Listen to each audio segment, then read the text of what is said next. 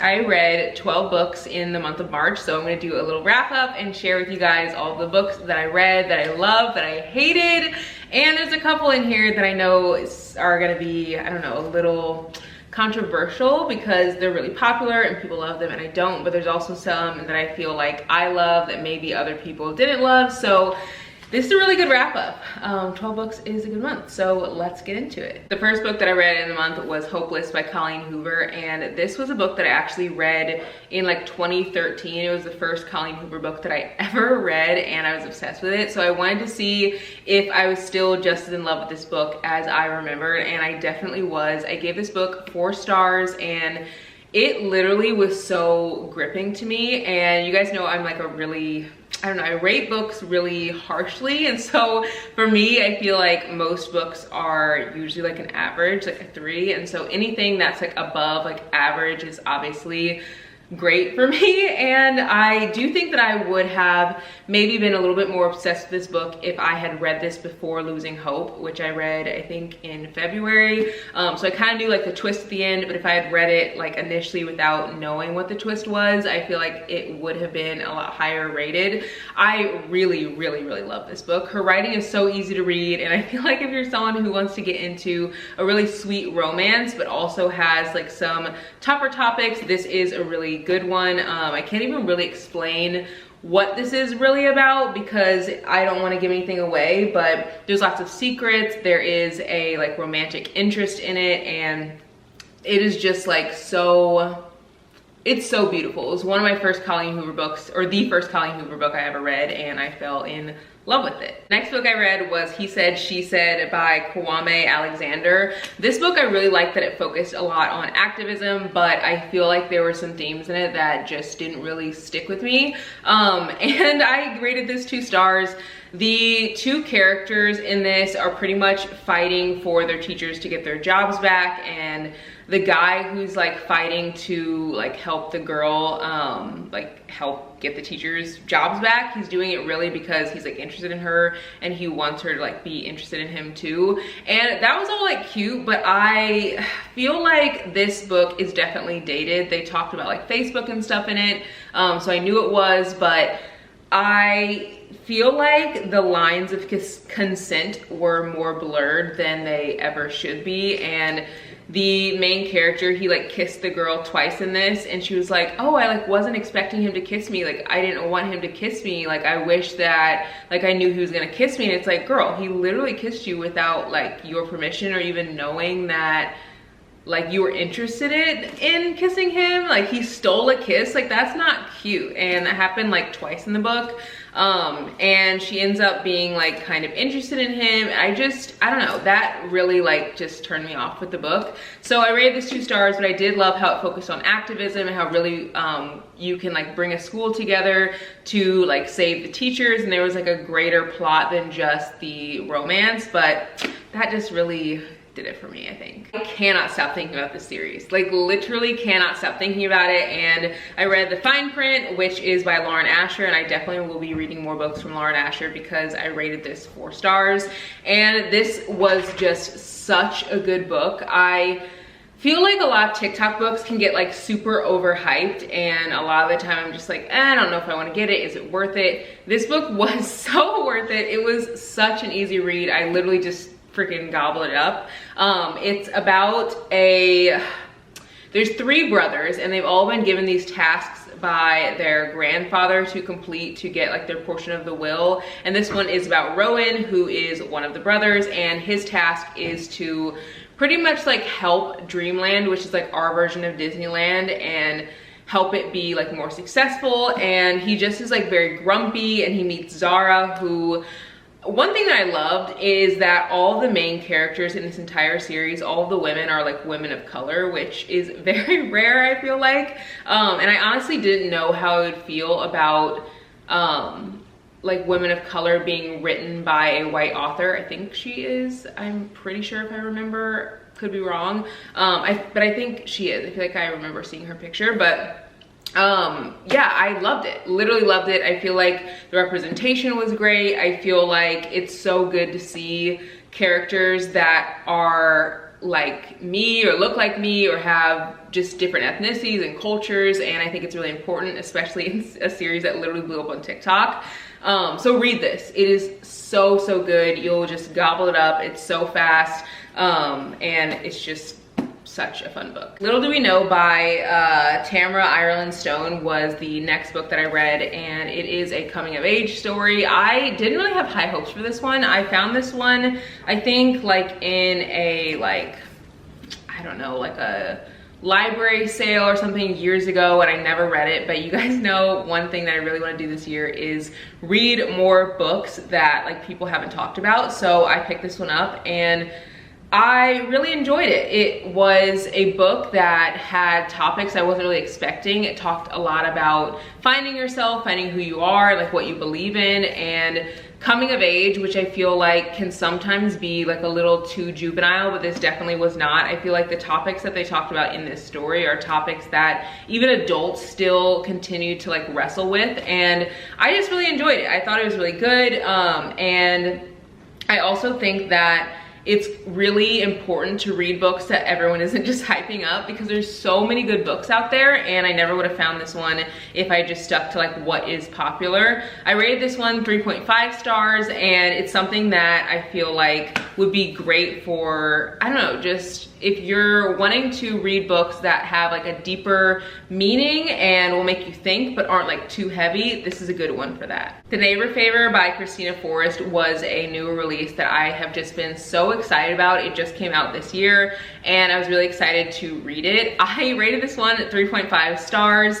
I think one thing that really like held me up from giving this a higher rating was because there was so much like thought process in it and not as much dialogue, and you guys know I'm a sucker for like lots of dialogue and like really getting to hear the characters and like in their own voice versus like hear what they're thinking, if that makes sense. And so that was the only thing that really kept this from being like a 4-star read.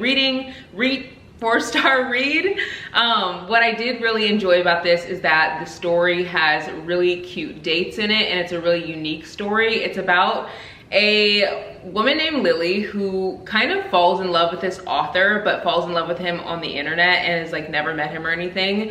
And she just like sends him an email and was like, I loved reading your book, it was great. And then they start emailing back and forth, and then she like really starts to get feelings for him, he starts to get feelings for her, but he's like so just like, he doesn't let anyone in, and so he was like, I can't like connect with this girl, so he just like cuts it off. Come to find out that literally he moves into a new place, and his new apartment is right next door to, like, literally neighbors to the girl he was emailing. But he goes by a like pen name as his like as an author, so she doesn't know his actual name. So when she meets him, he's just like, oh my god, she has no idea who I am. And he definitely still has feelings for her, and she asked him to help her get a date to this wedding. And so the whole book is about like this guy who has these feelings for this girl, get this girl to get a guy to go to a wedding, and she is like still pining over this guy who like rejected her, but it's literally her next door neighbor. So it's like a really unique story, and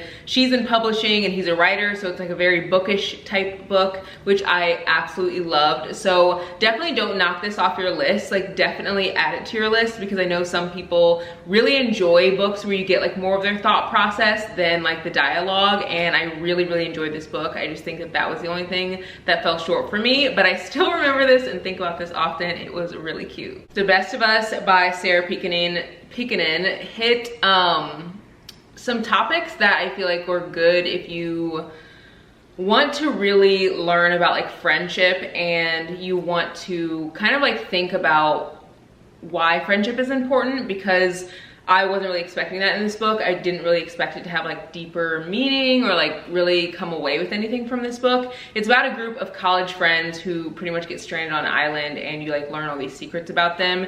But that's kind of where the good things end for me. I love Sarah Pekkanen's writing. I just feel like this wasn't my vibe, or wasn't what I was expecting. I think I was expecting more of like a thriller vibe, because I've read The Golden Couple, which was co-written by Sarah Pekkanen, and it just was not that. I feel like I wasn't really sure where the story was going. So I rated it 2 stars and I stand on that, but definitely check out more of Sarah Pinkenon's writing. Maybe not this book necessarily, but she has such great books. This just didn't hit the mark for me. Terms and Conditions by Lauren Asher was a book that I rated 4 stars, and now that I'm thinking back on it, I feel like this one was my absolute favorite out of all the 3. I don't know if I could rate anyone higher or lower than the rest, because I feel like because I read them all, 1, in the same month, but 2, they're all like interconnected, it made the books feel so much like more real to me. So I definitely want to like rate them all the same, but these were all so good, so easy to read, and I miss reading about them. I think this one was my favorite one because it was about a Black character. You literally heard about her braids. She was so confident in who she is. And I also loved her love with like the character that she like falls in love with. And this is again about billionaires who have to like follow these like things that their grandfather like puts in the will to get like their portion of the will. And Declan, his like requirement to get his portion of the will was to get married and have a child, but he literally is like the most grumpy, like literally could never. But he ends up falling in love with someone in this book, and it is so freaking beautiful. Like, he loves her so much that he watched Pride and Prejudice like 50 million times because he like knows that's like her favorite movie. And he also like had a hard time like expressing his feelings, and so he would share how he felt with the girl he was in love with in like different languages, and she would have to like look it up, and it just was so it was so cute. Just freaking so cute. What's funny is I posted a TikTok, and I was reading this book, and some of you guys were like, oh my god, you and Brady are literally Declan and like the person that he falls in love with, because like she's Black and he's white. But that's neither here nor there because Brady's not grumpy, but I still thought that that was kind of funny because I was literally reading this when I posted like a little video on TikTok. If you guys want to go see it, you guys can go check it out. It's also, I think, on Instagram. But yeah, really love this book. It was so beautiful. Last Thing He Told Me by Laura Dave is actually turning into a movie, and I think it comes out, or a show or something, and it comes out, I want to say the 11th of this month or something like that. And it was really good. I do think the ending is what kept this from being a 4-star read. I think I rated this one 3 stars. I'm pretty positive, just because I literally flew through it. Yeah, I rated it 3 stars. I literally flew through the whole entire book. I read it in 24 hours, and it was really good. The premise of the book is about a dad who pretty much just like disappears. He dips, like no one knows where he's at, and he leaves a note with his wife and says protect her, meaning his daughter, and it's her stepdaughter. And they kind of have like a weird relationship. They're not like super close or anything, but you kind of figure out like why he's gone throughout the book, and you have to decide like if you trust him or if you trust the mom or if you trust the daughter. Like, it's a very good thriller. Just the ending, it felt a little too like wrapped up in a bow, a little too cheesy. And I think sometimes with thrillers, endings are almost more important than like romances, because you're like kept on the edge of your seat the whole time, and like the whole book pretty much is like held up by the ending and like what's gonna happen, and like you're getting the excitement for that, if that makes sense. And it just felt a little flat. It felt a little like fake, but maybe in a movie or TV show it'll like come across better. But in the book, I don't know. I feel like this definitely could have been like a 4, 4.5, maybe even a 5 if the ending had been better. It just, the ending really like was just kind of like, eh. It just feels like it's not really real, would never actually happen in real life. Yeah, so anyway, love this book, and I do think you should read it for sure, especially because a show is coming out, but the ending just might fall flat, but it's still worth the read. And She Was Gone by Lisa Jewell was a really good thriller that I read this month. This book is about a woman whose daughter ends up like disappearing, and she doesn't know like what happens to her, like if she dies or like what. And then like years later, she meets this guy in a coffee shop and he has a daughter, and the daughter literally looks exactly like her daughter that disappeared. So the premise of the book was incredible, and I think reading the book, the experience wasn't what I expected. I rated this one 3 stars. Maybe I'm just like too harsh of a like judge to thrillers. And I think it's because what keeps you hooked on a thriller, to me, is like the storyline. Like it has to be like gripping, it has to keep you, the ending, like all of that is what keeps you reading it. And I feel like you're less invested in necessarily the characters and more invested in like what happens and how quickly you get through the story and how it like moves and flows. And I feel like I feel like there was too much like thought process of the mom whose daughter was like missing and not enough like movement. And I will say there's like a specific part in the book whenever you start getting more perspective from someone else other than the mom and it starts moving faster that I actually really enjoyed the book a lot more. But I think I just got too much of the mom's like, you know, ho-hum, like life is terrible, like backstory, and it didn't feel as much of like a gripping thriller. And I think with romances, with like those types of books, I don't necessarily have to have something that's moving the story quickly because I fall in love with the characters and their town and like things like that. But with a thriller, like it's gotta move fast, otherwise I am just like over it. And I did enjoy this book, rated it 3 stars, because after that one point, once you get past like the mom's point of view and you get into like other people's point of view, it does move faster. But the first part I was just like, okay, come on mom, like let's get it moving here, let's figure out like what happened. And it definitely like got a lot better, but it was a little bit harder to get into. I feel like this is one of these controversial ones where people are just gonna be like, come on, can you stop hating on Lucy's score, because you guys know I didn't like Things We Never Got Over. And I rated this book 1 star. I know so many of you guys like this book, but I just didn't. And let me tell you why. There's like legit serious reasons as to why I didn't like it. The first reason is because I feel like this book was written more like a mystery than a love story. And so the whole time I was reading this, I feel like the love story was almost a subplot and the mystery was like in the forefront. Whereas I think it should have been reversed, because I mean, look at the cover. You're expecting to get love, you know, you're expecting to get like just the beauty and magic of 2 people falling in love, and I don't feel like I really got that. I also feel like this book was almost just a replica of the first book, but just done differently. Like, and I don't want to spoil anything, but if you've read the first book, you guys know how the first book ends and how there's kind of like that twist at the end. And I feel like she does something like super similar in this book. And I'm like, okay, are you just like copy and pasting from the first book because it like did so well? I will say I love her writing. Like, I could not get through a book this big if I didn't love her writing. And her writing reminds me of Colleen Hoover's writing. It's so easy to read, super fast paced, kind of like Lauren Asher. Like, just, you really get into the dialogue of the characters, and that's why I keep coming back for more. I literally purchased Buy a Thread because I want to read more of her books, and I want to like her I want to love her storyline. Like, I just have not found one yet that I am obsessed with, and I feel like I'm going to. It's just not this one. And again, rated at 1 star. I also think that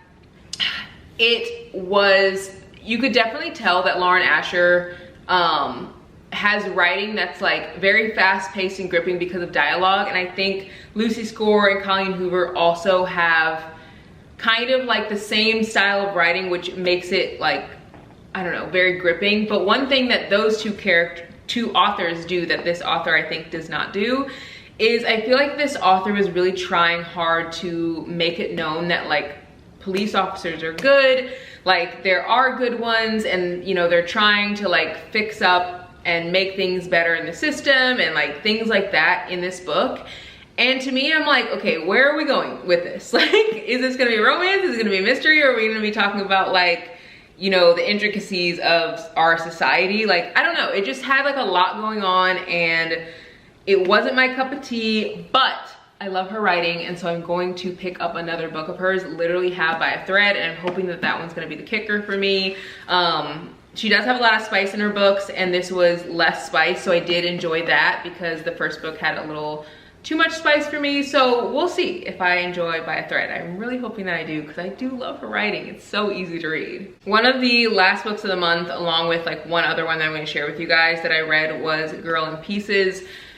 I rated this 3 out of 5, and I do think I would have rated this higher if I had been in a better mental space to read this, which I don't know if you're ever in like the best mental space to read something that's like so tough. Like, this book will break you apart. Like, I'm not even kidding. It is like, even thinking about it, I'm just like, ugh, getting emotional. It's one of those where it's meant to be sad and you're supposed to like really reflect on like the hardships of life and things like that. And I read for escapism. So I knew, like, you guys told me this is a sad book, so I knew going into it, it would be sad. And I usually do sprinkle in like a couple sad books here and there. Like If He Had Been With Me was really sad, rated that one 5 stars, absolutely loved it. Knowing, like going in and knowing that a book is sad actually helps me like better enjoy the book, because I know what I'm like going in for. So I knew that with this book. But this book was another level of sad, like another level, and it's kind of written like poetry almost. And so the whole time you're reading it, and it's just like, I mean, I'm gonna read a page from page 81, and this isn't like a I don't think that this is a spoiler. I don't think it is. And it says, timeline, a girl is born, her father loves her mother loves her father. Her father's sad, her father drinks and smokes, rocks and cries. Into the river he goes, the mother becomes a fist, the girl is alone. The girl is not good in the world, no one likes the girl. She tries, but her mouth is mush. Stupid girl, angry girl, doctors give her drugs. Lazy girl, girl is mush on drugs. Mother hits girl, girl shrinks. Girl goes quiet, quiet at home, quiet at school, quiet mush mouse. Girl listens to radio, girl finds music, girl has whole other world, girl slips on headphones, world is gone. Girl draws and draws and draws, world gone. And then I'm not gonna go into the rest because it literally is a trigger for, I know, so many people. And I feel that some of the descriptions in this book were just so triggering, and not because it's something that I've struggled with, but because I could literally feel the pain from the writer, like in this book. Like, it was just so haunting and beautiful at the same time. But I don't know. I don't know if these are my types of books, so I don't think I would ever recommend this to someone, because it was so hard to get through. Literally got so emotional at the ending, middle, beginning, all of it. It just is so sad. So 3 stars. But if you're someone who likes sad books or likes books where you're gonna have your like heart ripped out, this is your book. Kitchens of the Great Midwest by J. Ryan Straddle was a book I rated 2 stars. It is the quirkiest book I've ever read in my entire life. It definitely gives Midwest vibes, but it read more like a short story book than an actual like novel. Like, I don't know, there were just so many different stories, and it was all connecting back to Eva, which is like the main character kind of, and it also connects back to food. But it just gave Chicken Soup for the Soul vibes, like very like short stories. I was like excited for this one to get over. I don't know, maybe because I live in the Midwest, like it just was a little too much Midwest for me. But yeah, I don't know. I just think that this one was not my favorite. That is all the books that I read this month, and I ended up having 3 4-star reads, which is literally huge for me. You guys know that I am just a very, I don't know, I rate books really harshly because I feel like most books are an average book, which is like a 3-star read, and then anything above that is like 4 or 4.5. And I feel like 5 stars, like those books that you would read over and over again, the books that just grip your heart, you'll never forget about. And I literally only have like 2 5-star reads, or 5-star books that I've read. And it's just very rare for me to come across a 5-star book, and I am obsessed with these 3.